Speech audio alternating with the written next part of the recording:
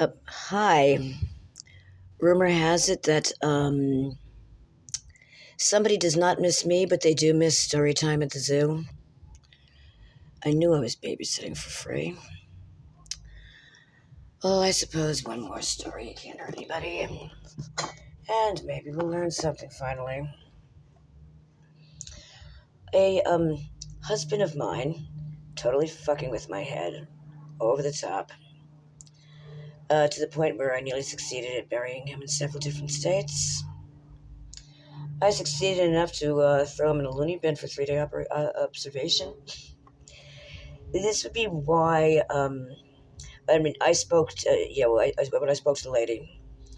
I think she got the gist that I was telling the truth about everything, other than him saying the magic words in plain English. Because at the time, anybody could pick up the phone, point to anybody on the street, and say, "That guy said he was going to kill himself. That girl said she was. That woman said she was going to kill herself. That man said he was going to kill himself." This guy could be, an executive on Wall Street, and they would just take you, throw you in for 3-day observation, no questions asked. And meanwhile, the people that were making these phone calls were wackos on the street, mostly escaped mental patients. Go figure. That's why when I called, I said, I kept stressing, I know you guys will pick him up, no questions asked, but I want to back what I'm saying. I care about this person, his face, light green tint, the fact that is not from that's not from undereating or drugs. That's arsenic. Someone's poisoning him. And that's probably why he said he wanted to kill himself.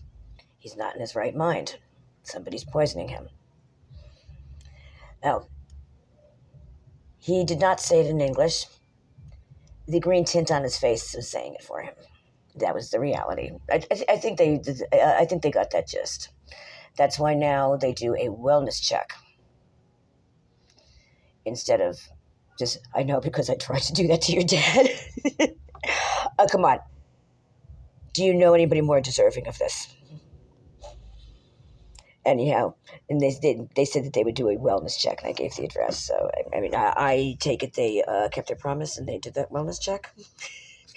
Does he need another one?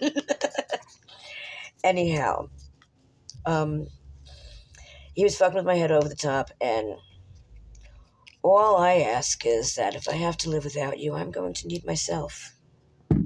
So don't fuck with my head. And I was even willing to pay money, pay for his drugs, hang out with me for a while, let me, help me get through this, help me get over you, so I can have myself. And that's what led to the Looney Bin episode. Although about 2 months later, I ran into him and his cheeks were pink. The time I saw him after that, um, well, somebody said that they saw him a few months ago. I hope that's true. His skin was cold to the touch. I'm pretty sure there's a drug that can do that. I haven't Googled it because if the Google says no, I'm going to freak. But somebody said they saw him a few months ago, so it sounds like a pretty good show spreading chance. I want to find him to this day, just to tell him to do the research and find out if his mother signed a prenup. Long story. Anyhow, one day I stumbled across this picture of him, the Chewbacca chick standing next to him, and he had short cropped hair. No, that did not mean he recently got a haircut. That meant 5 years hair growth me equals I'm a 7-year itch. All he would have had to do was show me that picture, and everything would have been normal. But to show me that picture would have been to admit he lied about everything else. That's why he didn't show me the picture. So I'm 7-year itch despite him not getting an annulment after I put the paperwork in his pocket because I knew he wouldn't remember a goddamn thing the next day. Yes, I roofied him for the marriage. I know he can get me into a lot of trouble for that. maybe even prison. He can. That's up to him. That's what I tell everybody who raises eyebrows at this. Although, he did say, don't trick me with treats, just read me my rights. Where that came from. I don't think roofies is the date rape drug. I think it's the blackout drug. That's more like it. Because you just don't remember. That's what. Why do you think I put the. After all was said and done, I knew that the roofies was going to wear off, and that's when I put the paperwork in his pocket and ran into the woods crying. Because I knew he'd come the next day, he's going to be like, well, what the fuck's. I knew he. That is the key phrase. I knew he wouldn't remember a goddamn thing. I think it's more of a blackout drug than anything else.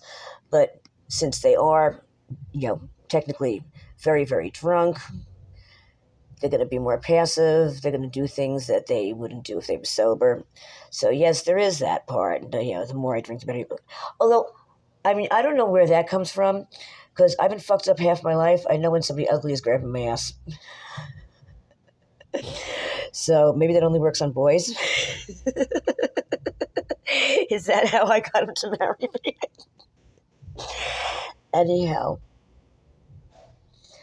moral to story, don't fuck with the head. And that goes for both heads. Blue balls can kill if it goes too far. Same thing with taunting women's sexuality. But the good news is that can have you getting into every bed in America with the excuse that you're just trying to prevent ovarian cancer. There's a pickup line at the local pub. Alrighty. Arrivederci.